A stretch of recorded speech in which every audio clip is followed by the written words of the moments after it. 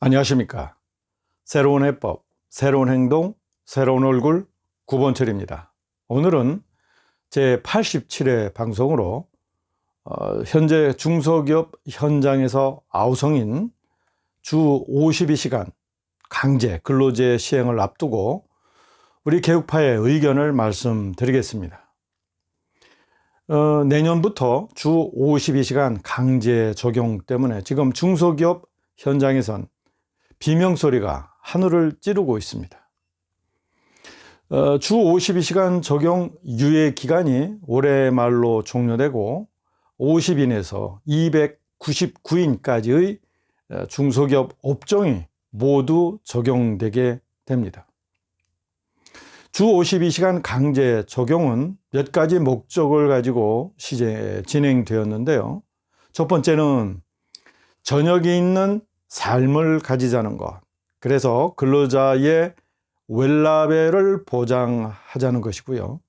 두 번째는 기업이 필요로 하는 전체 근로시간이 있을 텐데 이제 개인당 근로시간을 줄이면 임금 감소 없이 모자라는 시간만큼은 이제 새로운 고용을 통해서 채우고, 그렇게 되면 일자리는 늘어나지 않겠는가 하는 생각이었죠. 자, 지금까지 그 결과는 어떨까요? 그런데 정말 저녁 있는 삶을 가진 근로자층이 늘어났습니다. 그래서 모든 나쁜 점, 좋은 점이 함께 병존하는구나 하는 생각을 갖게 되었죠. 자, 이제 우리 근로자들도요, 넉넉한 저녁이 있는 삶을 가질 그런 자격이 충분히 있습니다. 그동안에 고생을 많이 했잖아요. 더욱이 세계 10위권에 들어있는 우리 경제 대국 대한민국에서 당연히 그래야 되겠죠. 그런데 그 52시간 적용을 확대하더라도 5개 업종에 대해서는 적용되지 않습니다.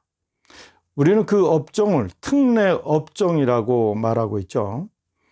다시 말해서 그 특례 업종은 업무 특성상 장시간 노동이 불가피하거나 국민의 생명과 안전에 직결되는 업종에 대해 기업주나 노동자 대표가 서로 합의하면 12시간을 초과해서 연장 근로할 수 있도록 예외를 둔 것입니다. 그 업종은 육상운송업, 수상운송업, 항공운송업, 기타 운송서비스업, 그리고 보건업 등 총 5개의 업종 분야에서 적용되고 있죠. 자, 우리 그 나라 근로기준법 역사에 대해서 한번 알아볼까요? 근로기준법은 1953년 5월 10일 6.25 전쟁 중에 제정되었습니다. 제정될 당시에 우리나라 경제 사정이 말할 나위 없겠죠. 전쟁 와중이었으니까. 이렇게 엉망인 노동 또는 근로 환경에 처해 있는 상황에서 그 근로기준법의 제정 욕구가 하늘을 찔렀습니다. 물론 이러한 현실 이유도 있지만 어쨌든 이 근로기준법은 사전 준비와 진지한 토론 없이 정부가 일본 것을 그대로 베꼈다, 이런 이제 썰이 있죠. 그래서 이제 이렇게 현실성 없는 최상의 내용들만 담긴 근로기준법이 현장에서 제대로 지켜지지 않다가 결국은 전태일이라고 하는 큰 사건이 터진 것입니다. 문제는 현장에서 가장 예민할 수밖에 없는 것이 이 근로시간 강제 조정인데요. 이 52시간 강제 조정은 300인 이상 기업부터 2018년에 시작되었습니다. 그리고 50인에서 299인까지 중소기업은 이제 유예기간 1년을 거쳐서 내년 1월 1일부터 시작되게 되어 있습니다. 그리고 그 이하인 5인에서 49인까지는 2021년 역시 내년부터 7월 1일부터 이제 적용을 시작을 하게 되어 있습니다. 그런데 현실적인 문제는 이 적용 대상 중소기업 중에 3분의 1이 아직 시행하고 있지 않다는 데 있는데요. 대한민국의 기업 수를 보면 1인에서 4인까지의 소위 그 가족기업이라고 할 수 있죠. 이 기업 수가, 사업장 수죠. 전체 200만 개 중에서 60%인 120만 개에 달합니다. 엄청나죠? 그리고 5인에서 292인까지의 기업 수가 39.85%가 해당이 되고, 이제 바야흐로 300인 이상의 기업 수가 0.15% 정도에 불과합니다. 이를 보면 지금까지 0.15%인 300인 이상만 52시간 그 시간을 적용해 왔다는 사실인데요. 사실상 할 만한 기업은 다 해왔다 이렇게 볼 수 있습니다. 기업수로 말하자면 0.15%인 약 3천여 곳 기업에서 시작했다는 의미죠. 문제는 이제 할 만한 곳이 안 되는 기업을 강제 적용하겠다는 데 있습니다. 이렇게 강제로 적용해 놓고 보니까 물론 그런 적용되고 있는 기업에서는 그런 근로자들은 좋은 평가가 있을 수 있죠. 그러니까 전 중소기업으로 확대하자라고 지금 야단들인 것이죠.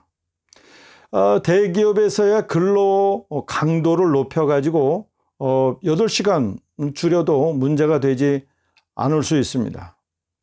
미국 등 서구 사회의 그 근로 강도는 우리가 지금 잘 알고 있지 않습니까? 제가 겪은 바로도요, 1990년대 초인데 미국에서 중고차 중고차를 파는 딜러상을 한번 가본 적이 있어요. 아침서부터 가격 협상을 하느라고 제가 6시간을 기다려 본 적이 있습니다. 그런데 그 개인 딜러들이 그 6시간 동안 한 번도 앉은 것을 제가 본 적이 없습니다. 그만큼 이제 근로 강도가 세다는 것인데 아마 우리도 그런 길로 가는 것 같습니다. 우리가 한 번도 가보지 않은 길인데요. 그런데 문제는 대한민국 중소기업의 현실입니다. 지금까지 적용해야 할 대상에 포함된 중소기업 중 3분의 1이 시행하고 있지 않다는 것인데요. 당장 내년부터 적용하지 않으면 기업주가 형사처벌됩니다. 심각하죠? 자, 여러분, 이제 어떻게 하면 될까요? 해당되는 중소기업에 근로하고 계시는 여러분은 지금 어떤 생각이십니까? 물론 지금 적용하고 있거나 적용될 기업에 있는 근로자 입장에서 68시간에서 52시간으로 줄어도 임금은 줄지 않아야 된다는 전제 조건이 있으면 좋겠죠. 내년부터 299인 이하에서 강제 적용한다니까 여러 문제가 지금 터져 나오고 있지 않습니까? 중소기업은 죽겠다고 아우성이고요. 물론 이를 보완하는 제도도 있습니다. 선택근로제와 이제 탄력 근로제가 그것인데요. 문제는 이러한 이제 유예 제도가 있기는 하지만 99.85%에 해당하는 중소기업은 내년에도 비명을 지르게 되어 있습니다. 자, 이제 어떻게 하면 되겠습니까? 그동안 52시간 적용을 받아온 소위 잘 나가는 대기업과 공기업이야 더 바랄 나위가 있겠습니까? 그렇지만 중소기업은 좀 문제가 있지 않을까 생각을 합니다. 일단 기업주와 근로자 간의 합의가 필요하죠. 다시 말해서 정부가 강제할 내용이 아니라는 뜻입니다. 자, 그렇다면 어떻게 해야 할까요? 예로 법이 권장하는 법정 근로시간을 지켜서 근로자에게 넉넉한 저녁이 있는 삶을 보장하는 기업, 그중에서 중소기업은 획기적으로 뭔가 인센티브를 줘야 되지 않을까요? 다시 말해서 예로 한 5년간 법에서 정한 52시간을 확실하게 지킨 기업은 법인세나 상속세를 줄여주던가 아니면 아예 면제해 주든지 말이죠. 그러나 정말 막 성장해 가고 있거나 어려움을 극복하려고 애쓰는 중소기업 또는 연구개발이 절대적으로 필요한 기업은 근로자와 협의해서 알아서 정할 수 있도록 68시간 정도로 상한선을 정해 주든지 해야 되지 않을까요? 이제 탄소 중립 2050으로 이 정부는 웬만한 제조 대기업은 전부 중국으로 이전시키려 한다는 의심을 받고 있습니다. 이제 52시간 강제 그리고 사업주 형사처벌로 대한민국에서는 이제 기업하지 말라는 의미인 것 같습니다. 엎친 데 덮친 격이죠. 모든 제조 공장은 시설을 뜯어 중국으로 가라는 의미가 아닐까요? 탈원전으로 제일 먼저 원자력 산업을 중국에 넘기겠다는 의심을 받고 있지 않습니까? 미국의 러스트벨트라는 말이 있는데 말이죠. 대한민국을 제조업이 사라진 러스트 스테이트, 즉 녹이 쓴 국가로 만들려고 하는 모양입니다. 문재인 정권의 중국과 북한을 향한 이 애절한 마음이 참 이제 느낌이 옵니다. 여기서 52시간 근로에 대한 우리 개혁파의 제안은 다음과 같습니다. 첫째, 52시간을 제대로 지키는 기업은 법인세와 상속세 그리고 은행 대출 이자에 대해서 파격적인 인센티브를 제공한다. 둘째, 기존 68시간 범위 내에서 기업과 근로자 간의 개선된 탄력 근로제나 선택 근로제를 선별적으로 적용토록 한다. 세 번째, 근로기준법과 관련된 모든 기업주 형사처벌 조항을 완전히 삭제한다. 여러분의 의견을 듣겠습니다.